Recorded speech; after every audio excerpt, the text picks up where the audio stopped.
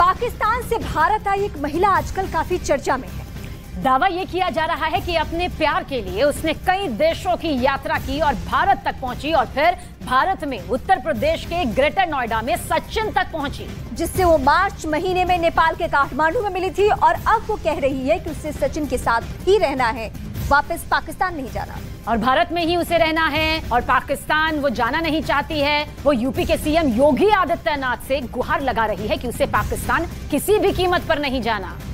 अगर वो पाकिस्तान जाती है तो उसे वहां मार दिया जाएगा, यानी उसने अपनी सुरक्षा को लेकर भी गुहार लगाई है, उसे अपनी जान का खतरा है, ये भी परेशानी उसने जाहिर की है। दो तस्वीरें जो हम आपको दिखा रहे हैं सचिन और सीमा की दिखा रहे हैं। भारत की सरकार से, सूबे के मुख्यमंत्री से क्या कहना चाहेंगे? अब आप आ गई हैं योगी जी से मेरी रिक्वेस्ट है कि मैं हिंदू धर्म में तो आ गई हूँ, मेरे बच्चे भी आ जाएंगे, आज या कल गंगा नहाएंगे। उनसे मेरी यही रिक्वेस्ट है कि मुझे यहाँ की नागरिकता दे दे मेरे बच्चों को, और मुझे पाकिस्तान वापस भेजने की बात भी ना करें। मैं नहीं जाऊँगी, पाकिस्तान का नाम भी सुनना नहीं चाहती। आपके जो शोहर हैं वो सऊदी अरब से वीडियो बना रहे हैं कि मेरी बेगम जो है उन्हें वापस पाकिस्तान भेज दिया जाए, क्या कहना चाहेंगे इससे? मैं सर नहीं जाऊँगी, वो ऐसे ही कह रहे हैं और इतने साल समय उन्हें याद नहीं आया, इतना समय हो गया था मैं यहाँ पे हूँ, तब उन्होंने मुझे पाने की या मिलने की कोशिश नहीं करी। जब वीडियो में वायरल होने लगी हूँ तभी इनको पता पड़ा है, तो अभी वो ऐसी बातें कर रहे हैं। तो घरेलू हिंसा का शिकार थी आप एक तरीके से पाकिस्तान में? ये बहुत गलत और गाली गलौज देते हो। ये हमेशा कहते थे मैं आऊँगा तुम्हारे साथ ये करूँगा, तुम्हारे साथ ये करूँगा, और डिवोर्स की बात भी इन्होंने खुद ही करी थी, मैंने कभी नहीं करी थी। ये खुद ही कहते डिवोर्स की बात।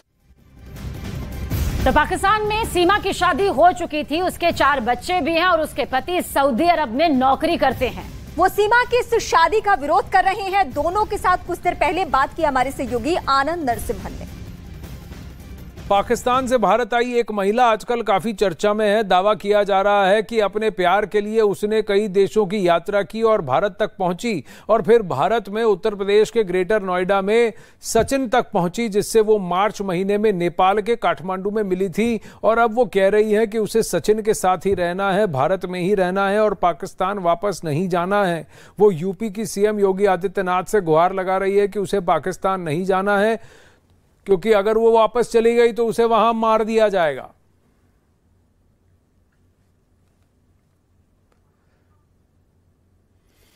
सीमा नाम की ये महिला, उनका कहना यह है कि वो सचिन से पबजी के जरिए मिली थी काठमांडू में। उनका कहना है कि उन्होंने शादी की। वहीं उनके पति गुलाम हैदर सऊदी अरब में रहते हैं। उन्होंने गुहार लगाई है प्रधानमंत्री नरेंद्र मोदी से कि सीमा को वापस भेज दें।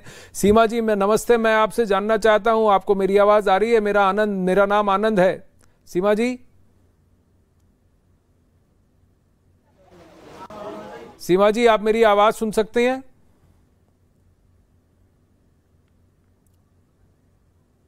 अब वहीं सीमा जी के पति शौहर गुलाम हैदर इस वक्त हमारे साथ सऊदी अरब से जुड़ रहे हैं। आपने गुहार लगाई है प्रधानमंत्री नरेंद्र मोदी से कि सीमा जी और आपके बच्चों को वापस भेज दिया जाए, पर यहाँ सीमा जी का कहना है कि वो वापस नहीं जाना चाहती। गुलाम, आप क्या कहेंगे?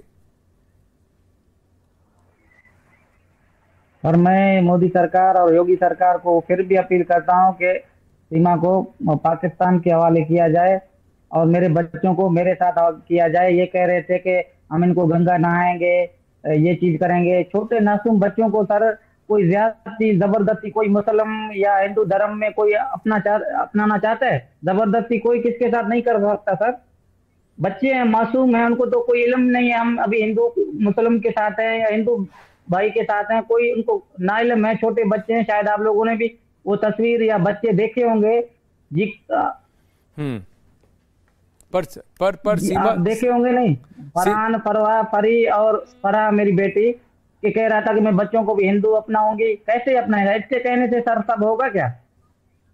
सरकारें हैं, अदालतें भरी पड़ी हुई हैं, केस चल रहे हैं, जब तक ये कोई सुनवाई नहीं आ रहा है। मैं मोदी सरकार और योगी सरकार को अपील ये कर रहा था कि किसी नामहरम लड़के के साथ इसका रहना जायज नहीं है, इसको पुलिस कस्टडी में जब तक रखा जाए, जब तक कोई केस की सुनवाई नहीं आ रहा है सर।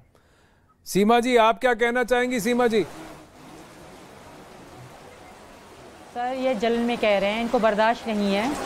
ठीक है सर, सर कोई भी जबरदस्ती रिश्ते नहीं चल सकते, इनको आप कहें। गुलाम अब तक जब आप बोल रहे थे ये सुन रही थी। गुलाम, देखिए जब आप बोल रहे थे ये सुन रही थी, अब ये बोल रही हैं, आप सुनिए फिर आप जवाब दीजिए। दोनों एक साथ बोलेंगे, कोई किसी की नहीं सुन पाएगा। जी सीमा जी बोलिए। यार सर ज़बरदस्ती के रिश्ते नहीं चलते, ये मेरे साथ अच्छे से नहीं रहे पाकिस्तान में। शायद ये मेरी इज्जत करते तो शायद मैं आज यहाँ ना होती। वहीं सचिन के मुताबिक उसने कभी ये नहीं सोचा कि आगे इस पूरे प्रकरण में क्या होने वाला है। बस दोनों का प्यार हुआ तो दोनों ने एक दूसरे को अपने बारे में सब कुछ बताया और फिर दोनों ने 13 मार्च साल 2023 को शादी करने की सोच ली। और अब जब वो हिंदुस्तान आ चुकी है और उसके साथ रह रही है तो पूरा परिवार बेहद खुश है और मोहल्ले वाले भी यही नहीं देख रहे हैं कि कोई पाकिस्तान से आया है, बल्कि वो अपनी बहू मान रहे हैं। आपको सुनाते हैं कि सीमा की जुबानी उनकी ये प्रेम कहानी किस तरह से आगे बढ़ी। एक शादीशुदा पाकिस्तानी महिला जिसके 4 बच्चे हैं, उसे एक हिंदुस्तान के लड़के से इश्क होता है। ये इश्क की कहानी कैसे बनी, शुरुआत कैसे हुई, वो जानना चाहते हैं आपसे। पहले तो सर मैं अकेली रहती थी। पापा थे मेरे, वो दिन में काम पे रिक्शा चलाते थे, ऑटो, वो चले जाते थे और फिर सारा दिन अकेले ही रात को 9 बजे आते थे मेरे पापा, जब तक वो जिंदा थे।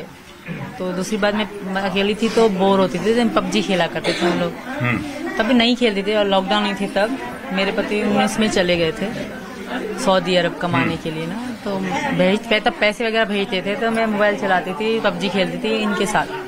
ये मेरे साथ पहली बार आए, फिर हम खेलते खेलते अच्छा खेलते थे। पुराने थे, मैं नई थी पबजी में, तो हमारी बहुत अच्छी दोस्ती बन गई। दोस्ती से फिर 21 में हमारा थोड़ा प्रपोज हुआ, इन्होंने मुझे करा, मैं इनको करा, हम दोनों में नंबर एक्सचेंज हुए। वो तो 20 में ही हो गए थे सर। इसमें हमारे प्यार हो गया बहुत ज्यादा। तो उसके बाद तभी हमने 21 के 7वां महीना था या 8वां महीना था, तो हमने सोचा कि हम एक दूसरे बगैर नहीं रह सकते, ये मेरे बगैर नहीं, क्योंकि इनके भी रिश्ते आ रहे थे, इनके रिश्ते आ रहे थे। इनके पापा रोज कहते थे शादी कर ले, शादी कर ले। और मैं भी अकेली थी तो मुझे अच्छा नहीं लगता था कि ये शादी कर लें, किसी और को हो जाए, और ये भी कर भी नहीं रहे थे। मेरे मना करने की जरूरत ना पड़ी, खुद कहते थे मैं कभी नहीं करूँगा, मेरे लिए मैं कभी भी शादी नहीं करूँगा। लेकिन इस प्रेम कहानी में एक तीसरा किरदार शामिल हो चुका है।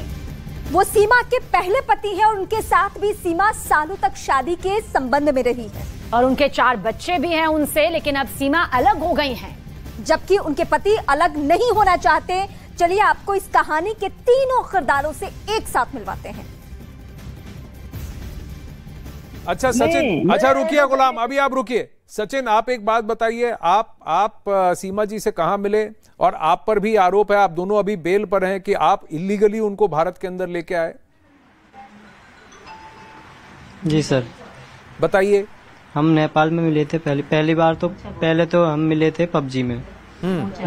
पबजी में मिले थे सर, हम पहले पबजी में मिलते मिलते हमने व्हाट्सएप नंबर चेंज किया। 2020 में हम पबजी में मिले थे। हाँ। पहली बार। जी बोलिए। तो पबजी में मिले थे, तो हम 2020 में मिले थे पबजी में। उसके बाद फिर हम नेपाल सरकार नहीं है, अंधेर नगरी तो नहीं है ना सर दुनिया में। गुलाम देखिए मैंने आपको बार बार कहा है कि अभी आप बीच में ना बोलें, आप बीच में ना बोलें, जब मैं आपको कहूं तब आप बोलें। देखिए नहीं तो मैं ये गलत बात है। आपके चिल्लाने से मामला नहीं, आपकी बात सामने रखी गई है, सीमा की बात सामने रखी गई है। अब संजय बोल रहे हैं, मैं उनसे सचिन बोल रहे हैं, मैं उनसे पूछूंगा। अच्छा बताइए। जी सर। हाँ बोलिए। फिर मिले तो पबजी में थे, पर रियल क्या कहते हैं, हम नेपाल में मिले थे 10 मार्च को। ठीक है। मुलाकात हुई थी हमारी 10 मार्च में। हम 7 दिन वहाँ पर रहे थे और 13 मार्च को हमने शादी भी करी थी नेपाल काठमांडू पशुपतिनाथ मंदिर में। तो मैंने मांग भी भरी थी। इंस्टाग्राम पे सारी वीडियो हमारी पड़ी हैं, यानी शुरू से लेके अब तक की वीडियो सारी पड़ी हैं अब तक की। मैं आपसे ये पूछ रहा हूँ सचिन, अब आप क्या करना चाहते हैं? गुलाम कहते हैं कि तलाक नहीं हुआ है, वो उनकी बीवी है, बच्चों को भी कस्टडी भी चाहते हैं। आपका और सीमा का और बच्चों का क्या कहना है? सर इसका तलाक हो चुका है। इसका मौजवानी तलाक हो चुका है। ये मैं इसकी कसम भी खाता हूँ और ये मुझसे खुद कहती थी। मैं इस पे अपने आप से ज्यादा भरोसा करता हूँ। ये मुझसे ना, मैं इससे एक बात भी छुपाता था ना ये मुझसे एक बात छुपाती थी। पर आप एक बात बताइए, दिन और रात हम कॉल पे रहते थे। जी तो सचिन, मैं आपसे, अगर आपको सारी बातें पता है तो आपको ये भी पता है कि भारत के कानून का आपने कानून तोड़ा है। सीमा ने और उनके बच्चों ने भी भारत के अंदर इलीगली प्रवेश करके कानून तोड़ा है। तो अब इसका समाधान कैसे होगा? जी मजबूर है। इसका समाधान कैसे होगा? वहीं गुलाम हैदर का कहना है कि उसके साथ नाइंसाफी हम पहले ही कह रहे हैं कि हम जी हाँ सर, उसकी तो हम पहले ही कह रहे हैं कि हाँ ये हम पे ये कदम उठा है, ये गलत, हम आने का तरीका गलत था। अब ये भी देखिए कि सचिन की माली हालत बहुत अच्छी नहीं है और ना ही सीमा के परिवार की माली हालत बहुत अच्छी है। लेकिन आपने सुना कि दोनों का प्यार आखिर किस तरह से परवान चढ़ा। आपने सुना कि इनके पास टिकट खरीदने के पैसे नहीं थे, लेकिन दोनों ने रास्ता निकाला और नेपाल में शादी तक की। और शादी करने के बाद एक बार फिर वो पाकिस्तान पहुंची और वहां से अपने 4 बच्चों को लेकर हिंदुस्तान पहुंचती है। सीमा अब पाकिस्तान वापस किसी भी कीमत पर नहीं जाना चाहती। सीमा, आप कुछ कह रही थी? जी सीमा। जी सर, भारत का कानून हो या पाकिस्तान का कानून, ये हक देता है औरत को अपनी आवाज उठाने का। ये इनका गांव नहीं है या पाकिस्तान के वो गांव नहीं है जो 2 जूते मारे औरत को बिठा दिया। जैसे आप बोलेंगे वैसे बोलेगी। मैं उनमें से भी नहीं हूँ। जब मैं पाकिस्तान से यहाँ तक आ सकती हूँ, क्या मैं इससे नहीं लड़ सकती? और दूसरी बात, अगर मैं पाकिस्तान आई भी, तुम लोग मार दोगे, मार दो, पर तुम्हारी तो कभी भी नहीं बनूंगी। ये तुम याद रखो, क्योंकि मैं इनकी पत्नी हूँ और इनकी होके मरूंगी। मैं नहीं मारूंगा सीमा, आप समझ जो बच्चों का फ्यूचर का मसला है। मैं आपको नहीं मारूंगा। मैं जिंदा भी नहीं रहूंगी अगर सचिन से दूर हूँ, तो मैं जिंदा भी तो नहीं हूँ। ऐसी जिंदगी का क्या करूंगी? मैं ऐसी करता हूँ, आपको कुछ नहीं होगा, आप डरो नहीं। आप भारत गवर्नमेंट क्यों? आपको कुछ नहीं होगा। गवर्नमेंट कह रहे हैं बार बार। नहीं, पर एक बात बताइए, एक बार वो भारत छोड़कर वापस पाकिस्तान आ गई तो फिर उसके बाद भारत सरकार कुछ भी नहीं कर सकती। वो तो पाकिस्तान में आपके हवाले है और आप सऊदी अरब में हैं। कैसे मान ले? क्या ये बात सही है कि आपके पहले से 2 बच्चे हैं, उनमें से किसी की शिक्षा नहीं हुई और आपके ये जो 4 बच्चे हैं स्कूल नहीं जाते, घर पे हैं, खा रहे पी रहे हैं अपने माँ बाप के साथ, स्कूल नहीं जाते हैं, पढ़ाई नहीं हुई? सीमा बताइए। बच्चे तो देख ले। जी सीमा, क्या कह रहे हैं? जी सर, बिल्कुल नहीं, उन्होंने स्कूल का मुंह तक नहीं देखा। इनके खानदान में सब गाय भैंस चारते हैं और क्राइम करते हैं, चोरी पे। ये मेरी बेटियों को बेच देंगे, मेरी घरवाली मुझे क्राइम पे मुझे फंसवाओ और केस भी लगाओ। पर आप ये भी तो मानेंगी सीमा, तुम्हारे चाचा बाहर जाते हैं, तुम्हारे चाचा क्यों नहीं बाहर जाते? इसीलिए ना, क्योंकि उन्होंने कई लड़कियों को मार रखा है। तुम्हारी कहने पे मुख्यमंत्री बन जाओ, हिंदुस्तान का सरकार संभालो। आप तो अहम सवाल है, आप हिंदुस्तान का मुख्यमंत्री बनना चाहिए आपको, यकीन करो। नहीं क्या, देखिए गुलाम, बात आप बहुत सारे ताने कस रहे हैं, बहुत सारी बातें कह रहे हैं और मैं चुपचाप सुन रहा हूँ, लेकिन एक हद में रहिए आप। नहीं गुलाम, आप एक हद में रहिए। जिस तरीके से आप बात कर रहे हैं उसी से मैं आपसे पूछ रहा हूँ कि जो व्यक्ति आपके साथ नहीं रहना चाहता, अगर एक महिला ने देश छोड़ दिया, देश छोड़ दिया अपने बच्चों के साथ, देश छोड़कर वो चली आई और आप अब भी उसको कह रहे हैं कि तुमको वापस आना ही पड़ेगा, ये क्यों जिद आप पाल रहे हैं? मैं आपसे पूछ रहा हूँ बार बार। आप इसका सीधा जवाब मुझे नहीं दे पाए हैं गुलाम, आप इसका सीधा जवाब नहीं दे पाए। अच्छा रुकिए, अब आप गुलाम रुकिए। सचिन, मैं आपसे जानना चाहता हूँ। सचिन आपको पता था? सचिन एक बात बताइए, सचिन आपको एक बात मैं आपसे जानना चाहता हूँ सचिन, कि आपको पता था कि ये सब मसला होगा? आपको पता था कि ये तकलीफें हो सकती हैं? नहीं सर, हमने सोचा भी नहीं था कि ये तकलीफें होंगी। तो सर हम तो अच्छी खासी, यानी कि बच्चों को अच्छी शिक्षा पढ़ा, ये इसने बोला कि बच्चों के स्कूल खुलने वाले हैं तो आधार कार्ड बना लेते हैं। तो हम वकील के पास गए थे, तो इसी वजह से कि बच्चों के आधार कार्ड बन जाएं, बच्चों को पढ़ाने के लिए अच्छे स्कूल में डाल दें। तो सर उस दिन ही वकील ने वो पुलिस को इन्फॉर्म कर दी थी, उसकी वजह से ही हम आज यहाँ पर हैं। तो आप जो उनके बच्चे हैं, सीमा के बच्चे हैं, और सर वो क्या? हाँ बोलिए सचिन, बोलिए सचिन। जी सर,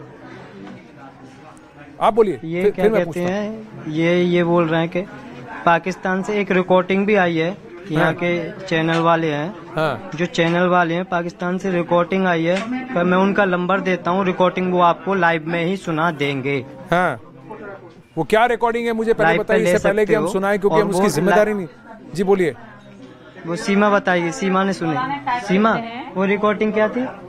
मैं बता रही सर, वो कुछ मौलाना टाइप के बंदे हैं, उनकी डीपी लगी हुई है, पाकिस्तान का ही नंबर है। एक आए थे न्यूज वाले, वो भी थे। उन्होंने हमें कहा कि आप रिकॉर्डिंग आई है आपके लिए, कि अगर आप यहाँ आओगी तो आपको ये करेंगे वो करेंगे। वो रिकॉर्डिंग उन्होंने कहा मैं आपके लिए न्यूज पे दूंगा। उन्होंने हमसे इंटरव्यू भी लिया अंदर बिठा के, तो रिकॉर्डिंग हमें सुनवाई। एक मुल्ला टाइप के बंदे थे, दाढ़ी बाड़ी उनकी बड़ी थी।